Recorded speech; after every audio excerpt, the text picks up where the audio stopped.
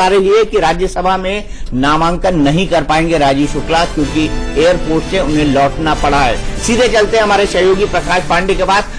प्रकाश, क्या हुआ है?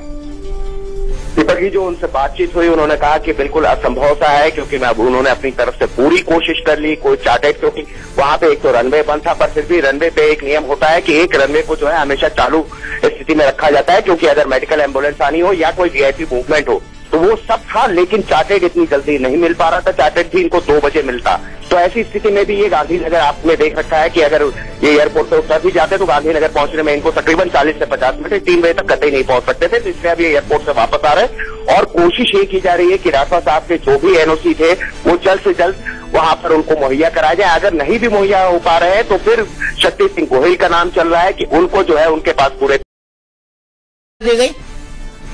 बिल्कुल दीपक जी, क्योंकि जिस तरह से मेरे सूत्र हैं वो ये बता रहे हैं कि पहले तो शायद राहुल गांधी ने उनको ये कहा कि भाई आप खेलों में ज्यादा रहते हैं, आप सांसद हैं, तो एक चीज पे ज्यादा ध्यान दीजिए।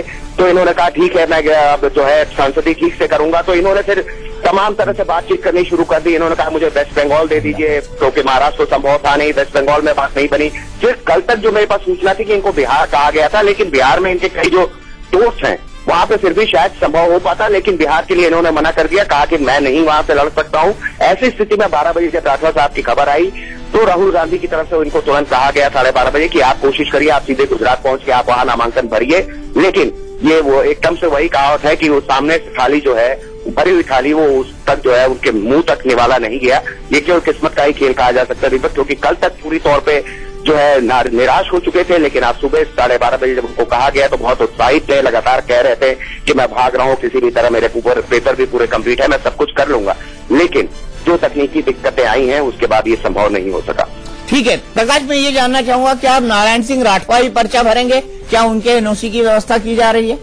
पूरे तौर पर दीपक जी सब वहां पे यही लगे हुए हैं कि उनको एनओसी जल्द से जल्द मिल जाए। हालांकि एनओसी भी जो है कोई बिजली के बिल का एनओसी, आप अंदाजा लगा सकते हैं कि ये सब तकनीकी चीजें जो है कितनी मायने रखती हैं ऐसी बड़े मुकाम पे, तो उनको एनओसी दिलवाने की कोशिश की जा रही। लेकिन जो मेरे सूत्र बताते हैं कि उसके अलावा 2-3 जो वरिष्ठ नेता हैं, जिसमें शक्ति सिंह गोहिल का नाम सबसे ऊपर है, उनको कहा गया है कि आप अपने पूरे पेपर लेकर वहां पे मौजूद रहे, कि अगर ऐसी स्थिति में एनओसी उनको नहीं मिलता है तो फिर आपको नॉमिनेशन भरना होगा, क्योंकि कांग्रेस वो सीट किसी भी सूरत में जाने देना नहीं चाहती, क्योंकि वो दोनों सीटें कांग्रेस को मिल जाएंगी।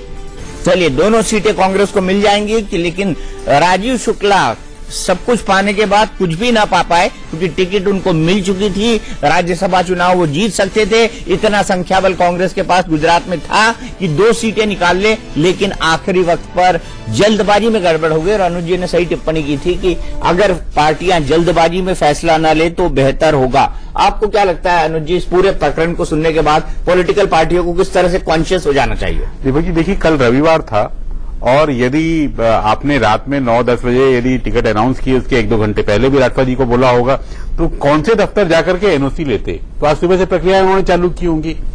यदि ये काम पिछले 3-4 दिन पहले कुछ लोगों को बता दिया गया होता, या उनको तैयार रहने को कहा गया होता, या लिस्ट अनाउंस कर दी गई होती, तो ये दिक्कत नहीं आई होती।